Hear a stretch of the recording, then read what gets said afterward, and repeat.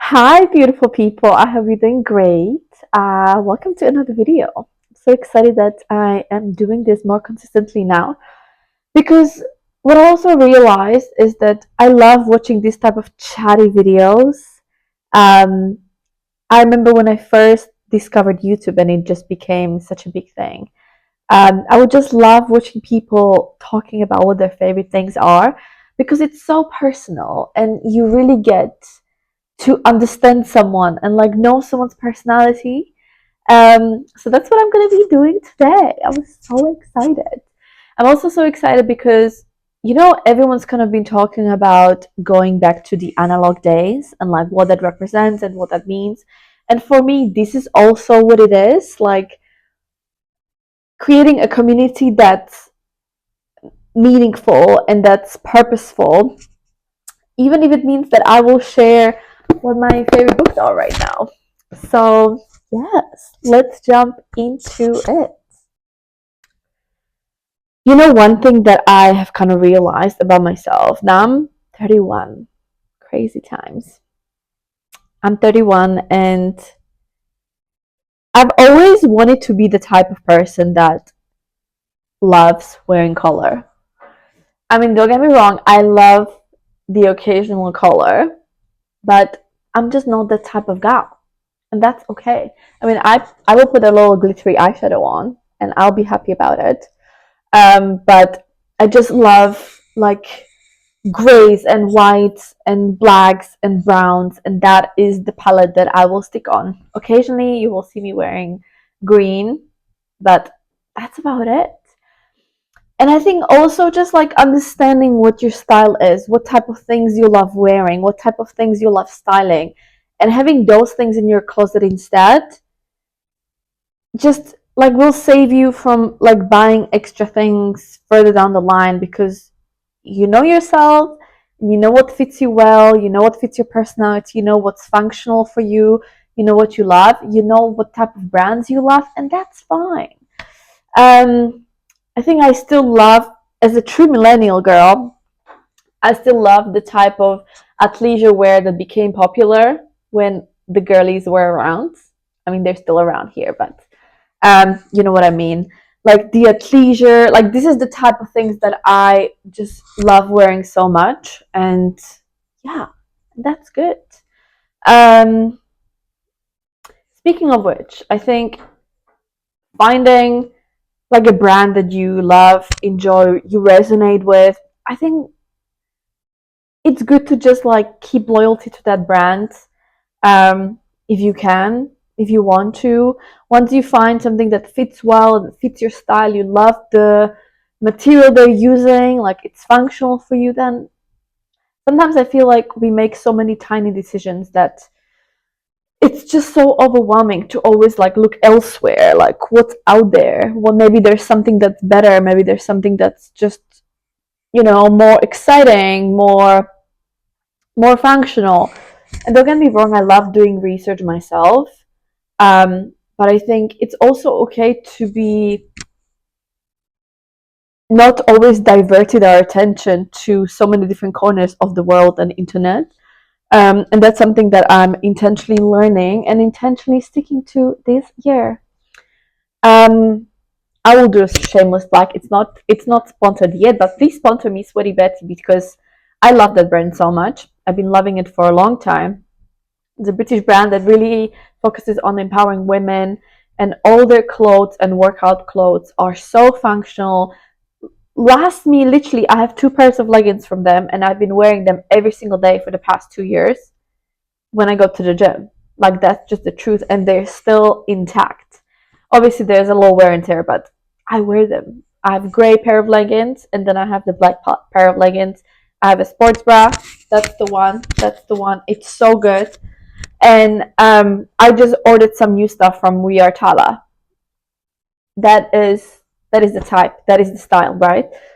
So yeah, I think that's kind of like my first thing is like before buying more, before consuming, um, let's audit our lives and our life choices and where we spend our money and what we spend it on.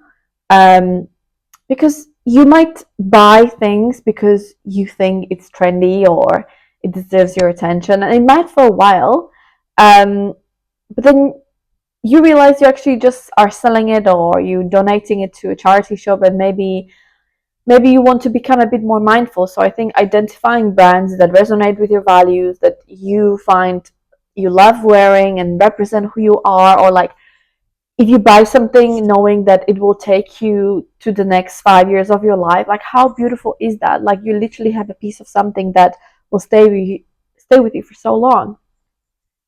So yeah, that's my first step, and that's something that I've just, yeah, it's just something that I want to do more of, and just be grateful and be okay with what I already have. I think that is the most important thing for me right now. Speaking of which, I think that's a nice segue to talk about skincare slash some of my cult favorites. Oh my gosh, where do I even start? And kind of going back to basics as well, because listen, I am like anybody else prone to buying something because someone recommended it, right? I mean, it's amazing. I feel like we live in the age of internet that allows us to make decisions based on our free will, which is really good, but sometimes it can also be tempting to overdo it, right? So I want to share things that I have been purchasing over and over again, but also things that I've like rediscovered because I just love them and I just want them to become my staple anyways. Um, I'm not going to be comparing them to any other brands. Like these are just the brands that I love, that I feel like work for things that I want to accentuate on my beautiful face, and things that I just want to like just embrace, which I feel like that's the whole point, of finding your favorites. These are your favorites for a reason. So find things that you love again, right? Okay. I have one, two, three, four, maybe four skincare products that I just always keep coming back to. This one is so lovely. It's Bioma's Hydrating Milky Toner. Honestly, and it lasts so long. It's actually amazing. There's still so much in there.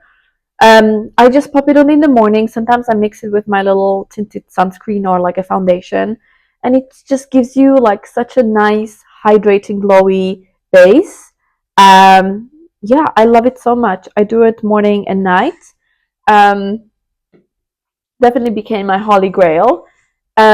Speaking of holy grails, I have two holy grails that I really want to talk about. I mean, can we say more? Um, these are such excellent products on their own, anyways. But the La Roche Posay Cicaplus Balm B5, but I really like the one with the sunscreen added to it. I just don't have to think about it. And this is like my morning like day cream. And then for like a heavier cream, or if it's like winter time and I need like a bit heavier base, I love these Avene sea sulfate. I always restock on these during like a winter sale in the UK because everything just becomes like just a little bit cheaper, which I love. Um, and then I think lip balms would fit into this category as well. But I mean, I'm a bit of a Laneige, Laneige, Laneige, Laneige, like sleep mask virgin. I haven't really like gotten into the hype yet. But then Space NK has prompted me to buy these like cute little kits to explore all these little flavors. And look how cute they are. They're like mini sizes, and these were all just like kind of Christmassy like theme collection. This one is like the vanilla, this one is chocolate. These are honestly worth the hype. Like they are so moisturizing. I don't know what they put in here, but it's so yummy. I almost finished this one and I'm halfway through this, and I still have like three more to try. They're so nice. They literally last me all night, and I love lip products. I'm a lip product queen. I think self-proclaimed for sure, but love them so much. Okay, so those are my little skincare products. But then I have a few loving makeup ingredients. I'm not a makeup girly. I love playing with makeup. I think it's cute, but I kind of like just want to go back to the basics, you know? I want like glowing skin. I want like a little blushy little bronzer, a little lip oil, and like a little shimmery eyeshadow. That's literally the way I will describe my makeup. Okay. So I think people have been talking about this product for a while, the Lumi Glotion. I think it's so yummy and so lovely from L'Oreal. I sometimes mix it with my True Match foundation, and it's so good. Even sometimes I put it in the morning, like without the foundation, and it's just, I don't know, it just does it. Like the glow is very interesting. It's not like overwhelming glow, but it's more like you are just shining, like a you're like a glistening, you're like a glistening light bulb, which is the type of thing that I want to be. Thank you very much. So that is my product of choice. um, and True Match foundation. This is my winter shade in 0.D warm door. Thank you very much. It's so good. I think a lot of the fun. You know what? Also, I realized like I had to give up the hope that I can use like a warmer, darker foundation. I can't. Like I don't have a skin tone for it. Like what am I? Who am I lying to? I don't understand. So speaking of which, I also really love these little True Match powder that goes with that. Sometimes I just take it with me and I'm a happy girl. You know, it's just something I can tap on because at the end of the day, I'm a millennial girl, you know, so I need to tap. Another true classic that I feel like I recently came back to is the Anastasia brow gel. No, it's not a brow gel. It's the pomade. Literally, like I've been using this for a month, maybe two, and still there's nothing even in there. I think the first time I bought this was like maybe 10 years ago, and it lasted me for 2 years. So this one is such a cult classic as well, I feel like. And I don't know, I just feel like nothing really does it like this brow pomade. It's so good. Um, Also, another brand that I am a big proponent of because they're just so good and I love what they stand for. Um, as you can tell, it's been used lovingly. But it's the Rare Beauty Brow Gel. It's the best. Like, don't buy anything else. Like, your brows will stay on. They're not like clunky. There's no like the white cast or anything like that. It's so good. Such a cult classic. And what else do I have here? Okay, I have this cute little Natasha Denona. Look at this. How cute is this? It's a travel mini palette that I actually got off Vinted because I just wanted to know if it's worth the hype. And like, I just wanted to understand why is it so good. Listen, I'm not the eyeshadow guru, but I kind of wanted to pop a little color, especially during this time of year, on my little eyelids, and I've been liking it, especially the shimmery side. And then if I feel a little frisky, I use the other two, you know, if I feel frisky. So I really like it. I think it's super cute. My mascara of choice is Rare Beauty. I think it's so good. I like the travel size as well. Also, it lasts so long and I like it. I think this is my fourth, fifth one. I just don't go to the other ones because I just like it.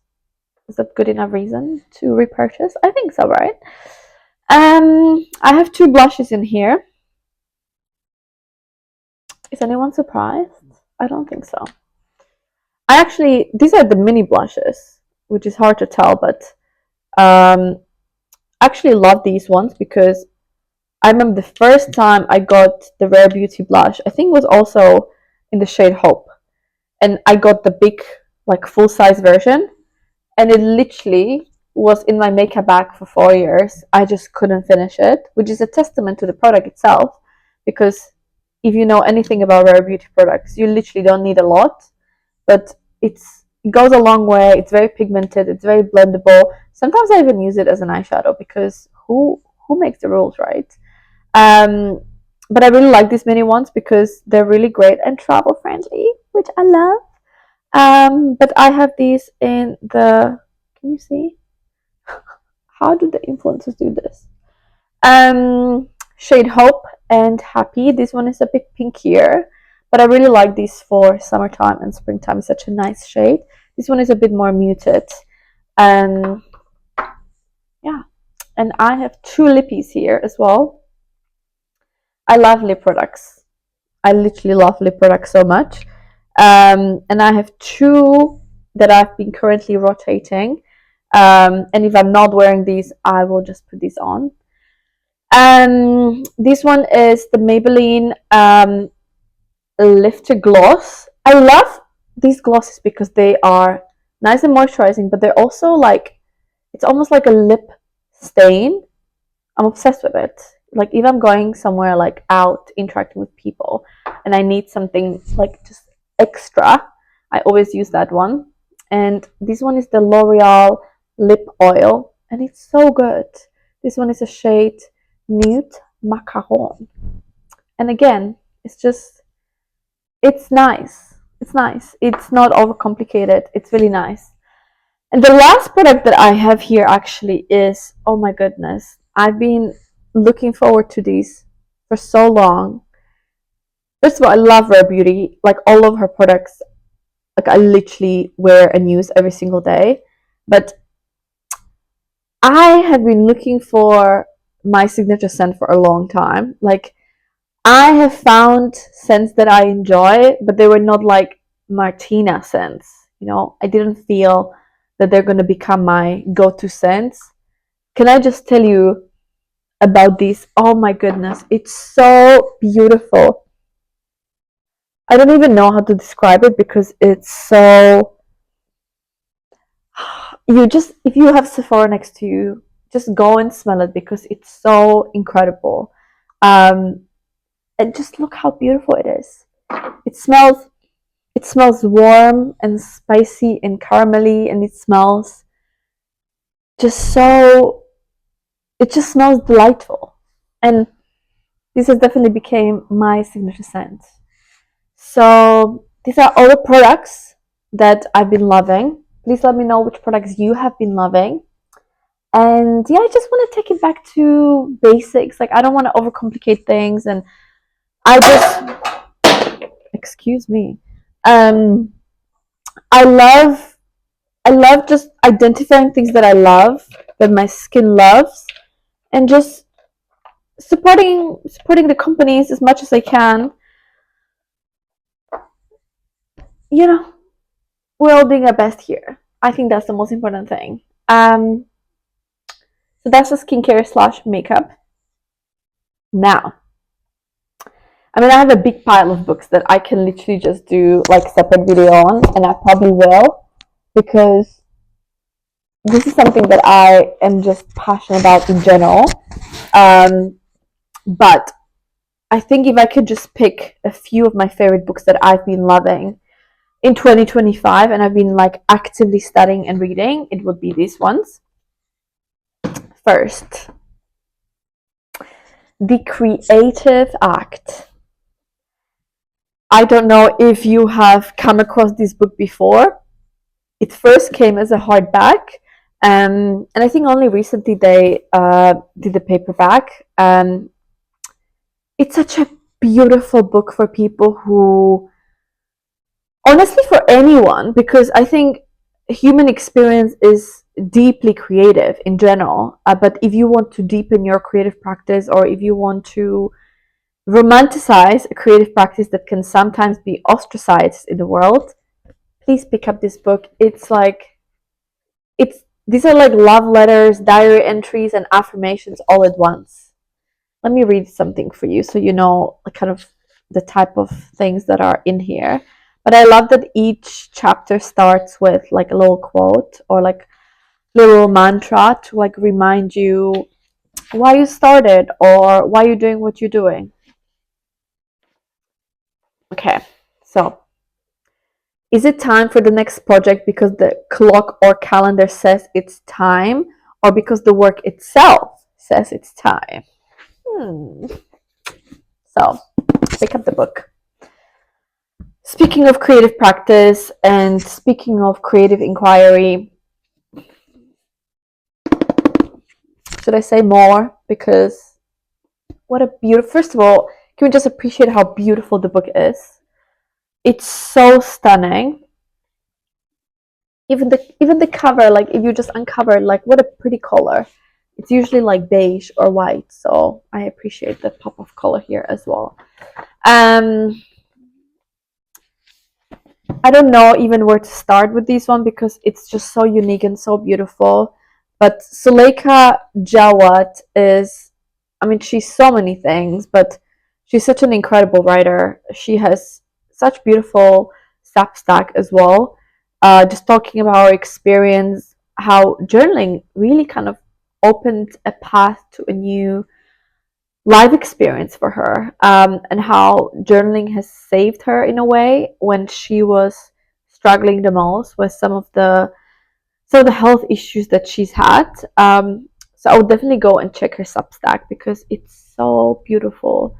But this beautiful book is kind of like a collection of different essays, and at the end of each essay, there's a journal prompt that you can also use to write.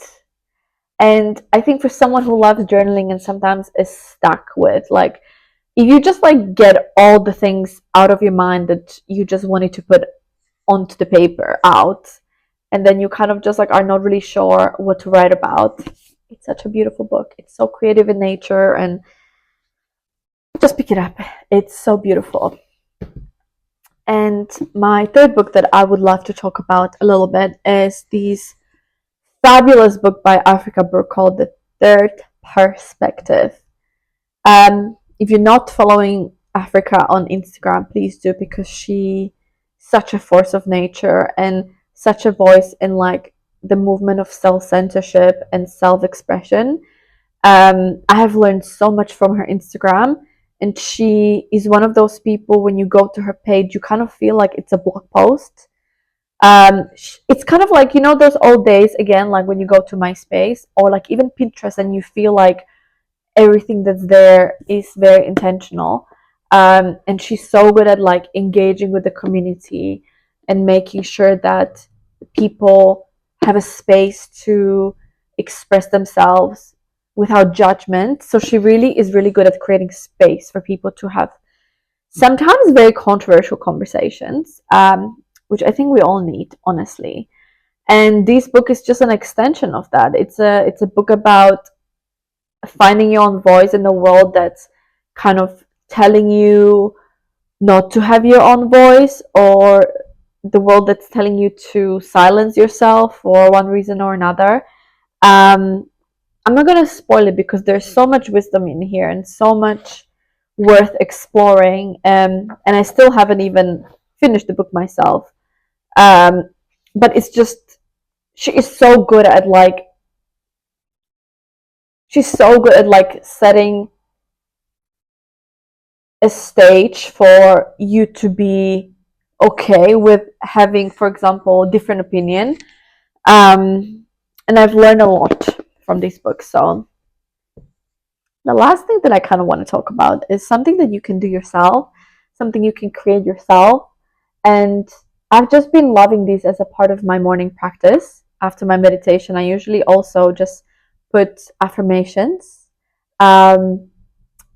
Just listen to when I'm like doing my skincare routine or something like that, and getting ready because I work from home, which I know I'm so lucky. So yeah, affirmations have honestly, I think, rewired my brain so much. But apart from that, sometimes I just have a few affirmations like next to my desk, and I just look at it and I read it out loud.